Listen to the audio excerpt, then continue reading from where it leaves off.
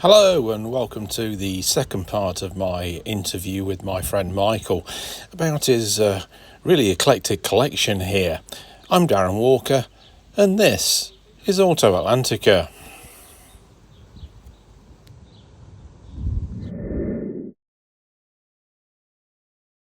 Okay, so these are the other two cars in Mike's collection, one of which is actually a truck. So let's start off with the truck first. This is a Ford F-1. It is. That's what started it all. 1950. Yep. This was my last purchase. Was this the first year of production? It It's thereabouts, I think. for the F1, I'm not certain. Okay. Because they built a Mercury version of this, or that was the updated one. See, Yeah. I want to say this might be the last year for the F1. F1, it was it the and then the F100 after came that, and that's what they built a Mercury version of. Yeah. Right, gotcha. But this bulbous grille was, I thought, it was quite synonymous with what Ford were doing at the time, wasn't it?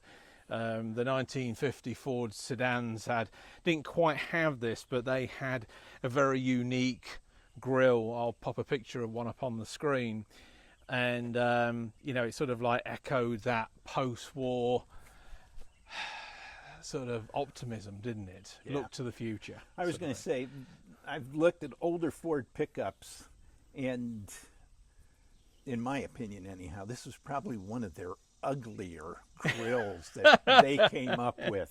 But so cool. But it is. It's unique to the model. Yeah, it really is. And this is your latest purchase, you say. How long have you had this one? I picked this up 2 years ago. So why an F1? Well, I wanted, and I don't know why, but I just always wanted an old pickup truck. Yeah. Just to piddle around in, to run errands in. And I started looking, and the one thing that I realized was old pickup trucks cost a lot of money now. There's a big demand for it, and there's a lot of pickups that's gone through restoration. So, I had a budget. I know what I wanted to spend, and the money I had was actually originally to go to get a pilot's license. Really? Pre-COVID. Right. And then COVID came, and it put an end to that. Well, Yeah. when COVID ended, or nearly ended, year before last, I decided maybe getting a pilot's license isn't the smartest thing at my age. So I'm back to looking for a pickup truck. And my son ran across this on Marketplace. He Did he sent me really? the connection, and I gave the guy a buzz, went up, and it was late fall. We made a deal, and he agreed to just keep it in the building that it was in until the next spring. And then he did me a favor. He actually had a trailer down here for me. So, but it's as we talked about, each of the cars just have their own personality. I mean, I go 35, 40 miles an hour in this, and it feels like I'm going real fast. But it's such a relaxing drive. If I need to unwind, this is what I'm going to take out with me. This is the kind of thing that I like to see in the autumn, with some hay bales in the back and a few pumpkins, and throw the kids in the back and take them for a ride. Well, and it's like a hay ride. And then the other thing too, as I said, the Cobra gives me a lot of thumbs up. Yeah. This as many. Oh, I believe I'll it. go down the road, get a thumbs up. I pull into a gas station. People come around and want to know the history of the background. It's just a unique, and I would say that, it's, other than maybe the dual exhaust and a air filter, and Has it maybe been the lowered? two fog lights, it's all original. It is original. It's not been lowered then. No, No, it's that's the original ride height. no, and it's the flat 8 in there. Right. And I would tell you, Wow. you turn the key, Yeah. and like the cars of today, this Yeah. has actually got a push button start on it. Has it really?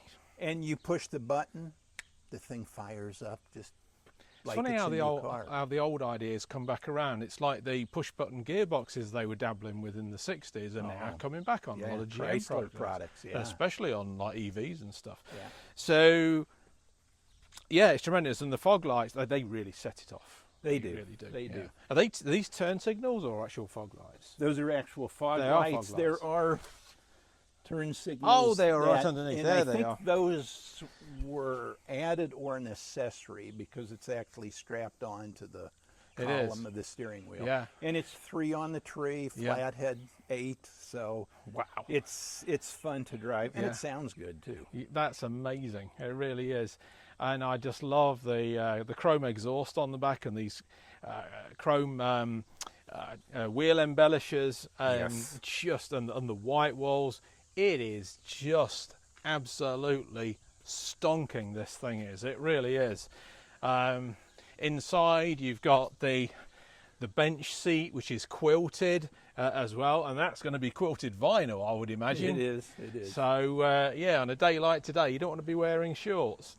I mean, just look at that. It just absolutely, and it's why I love cars.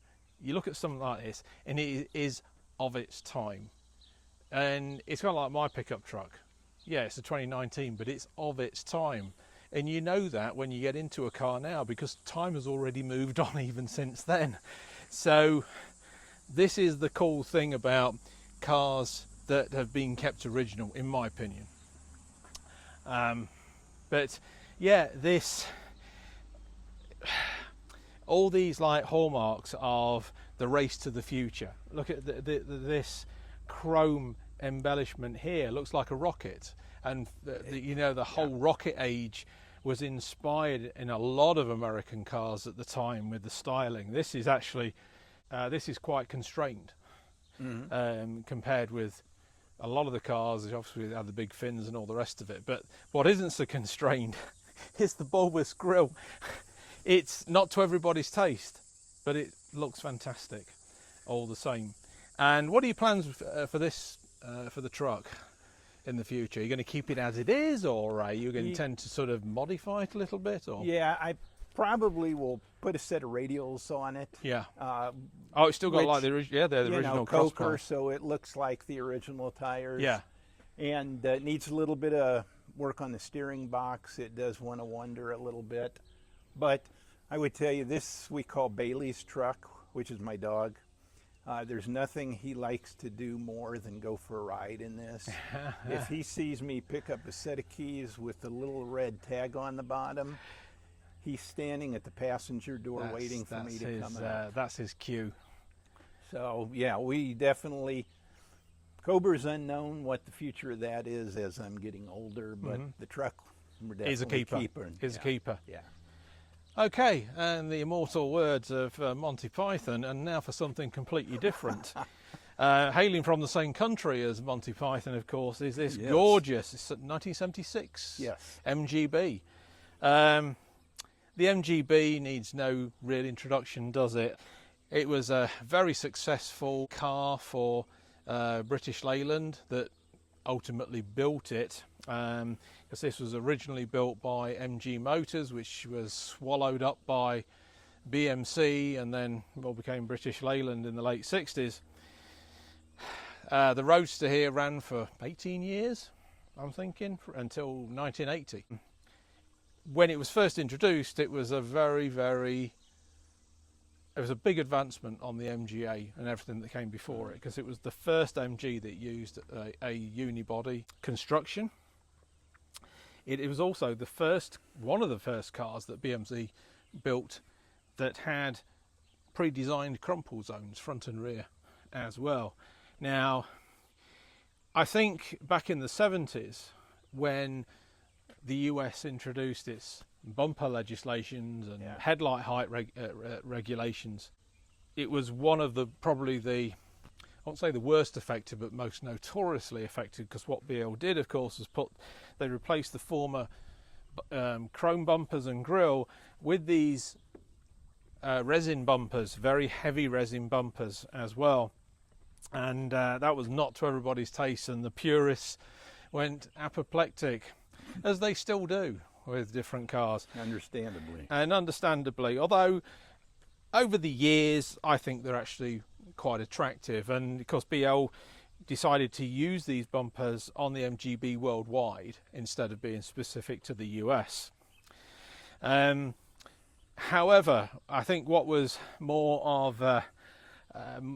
sacrilegious in my opinion was when because of emissions regulations, they detuned the car in 1975, I think it was, and they gave the car the additional ride height as well because of the headlight leveling regulations. So all BL did, being BL, they just increased the height of the car, and that really affected the way that the car drove and handled. It did. However, as a Roadster, it does what a Roadster does extremely well, and it puts a smile on your face when you are bombing around the country lanes. It does. The 1.8 B series that's in this was the only engine that was offered, I think, all through its life. Yeah. It did have issues, but you've had quite a bit of work done to this car, right, Mike? Mechanically, over the years, it's an MG, so it requires quite a bit of maintenance, unfortunately. Upkeep, yeah.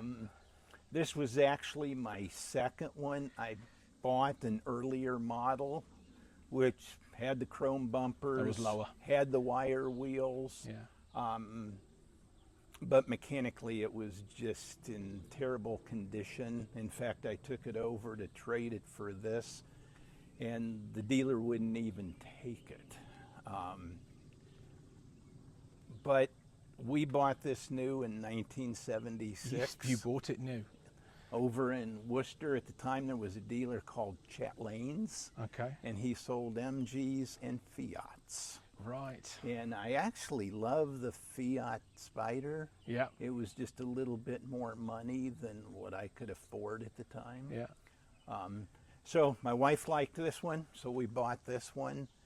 It was a daily driver for me for a while. We did take it on a long trip on one occasion. We took it to Tennessee to visit her family. Mm-hmm. We went over to the coast of North Carolina to visit more of her family. We drove back up through Washington, D.C. and spent some time there.